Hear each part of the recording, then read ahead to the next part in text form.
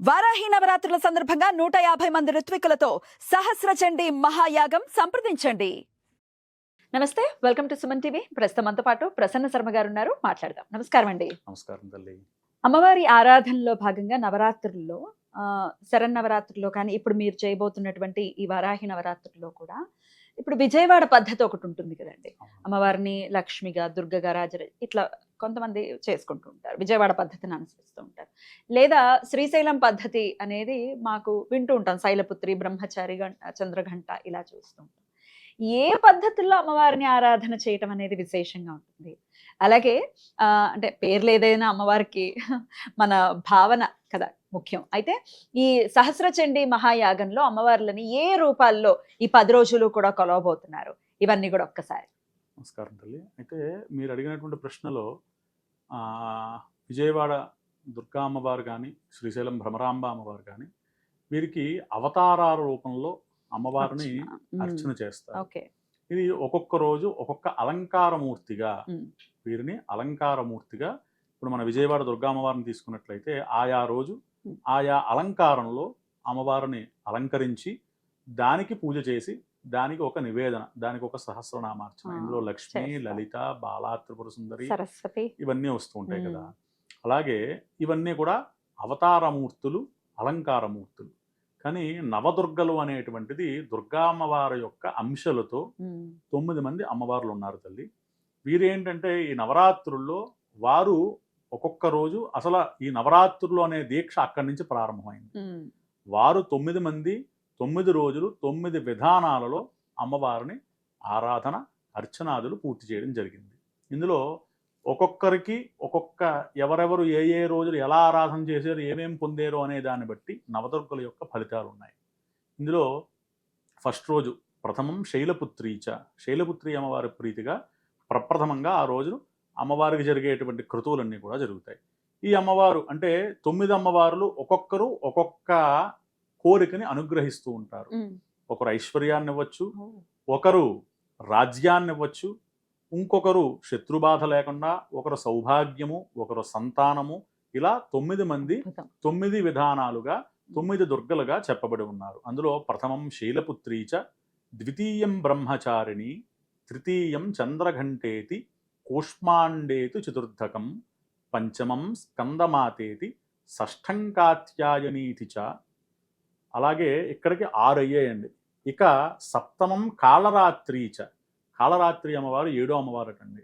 అలాగే అష్టమం మహాగౌరీతి చాష్టమం, చెప్పాను కదా ఇందాక, సౌభాగ్యాన్ని ప్రసాదించేవారు 8వ రోజు గౌరీ అమ్మవారు, 7వ రోజు కాళరాత్రి అమ్మవారు.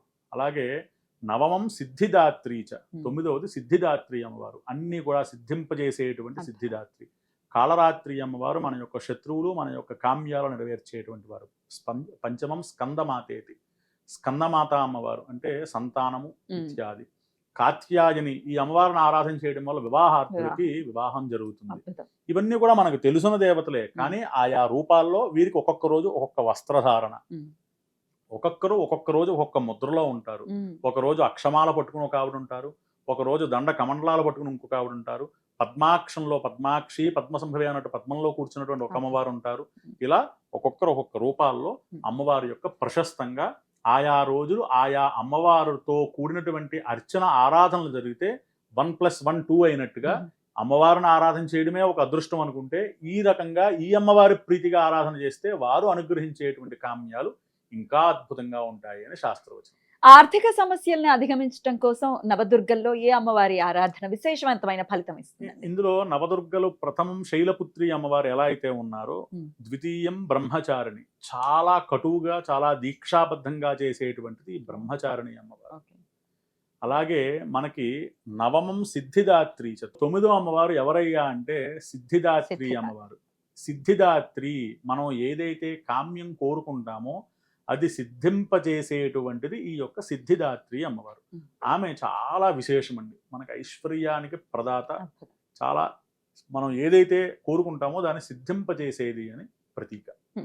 అయితే ఈ 9 రోజులు కూడా విశేషంగా ఈ అమ్మవార్లని ఈ నామాలతో కానీ లేదంటే ఈ అలంకారంతో కానీ లేకపోతే ఆ అంశతో చేస్తారు అని చెప్తున్నారు కాబట్టి విశేషంగా ఆయా అంశతో ఆరాధన ఉంటుంది అంతేనండి. అవునండి. ఇదేంటంటే ఒక్కొక్క రోజు ఒక్కొక్క మన ఫలితం అంతా కూడా ఎప్పుడూ కూడా విష్ణవార్పణం, శ్రీకృష్ణార్పణం, లేకపోతే శివార్పణం అని వదిలిపెడుతూ ఉంటాం కదా. ఇది ప్రతిదీ కూడా 9 రోజులు ఈ 9 మంది అమ్మవార్లకి ఈ యొక్క ఫలితాన్ని వదిలిపెడతాం మనం. సాయంకాలం ఏతత్కాల ప్రాతకాల ప్రభృత్ ఏతక్షణ పర్యంతం అంటే ఉదయం నుంచి రాత్రి దాకా జరిగిన క్రతువులు ఏవైతే ఉంటాయో అన్నీ కూడా ఫస్ట్ రోజు ఆ యొక్క ప్రథమం శైలపుత్రి అమ్మవారికి మనం వదిలిపెడతాం. అమ్మవారి ఆ యొక్క హవిర్భాగాన్ని తీసుకుని మనకి ఆమె అనుగ్రహిస్తుంది అనేటువంటి అలా 9 రోజులు 9 మంది అమ్మవార్లు. అలాగే 10వ రోజు రాజరాజేశ్వరి అమ్మవారు, 11వ రోజు లలితా త్రిపురసుందరి అమ్మవారు. చాలా విశేషంగా వారికి మనం అవి ఇచ్చినట్లయితే వారికి అంతకంటే మనం ఇచ్చుకునేది, ఎందుకంటే ఆవిడే మనకి ఇవన్నీ ఇచ్చింది.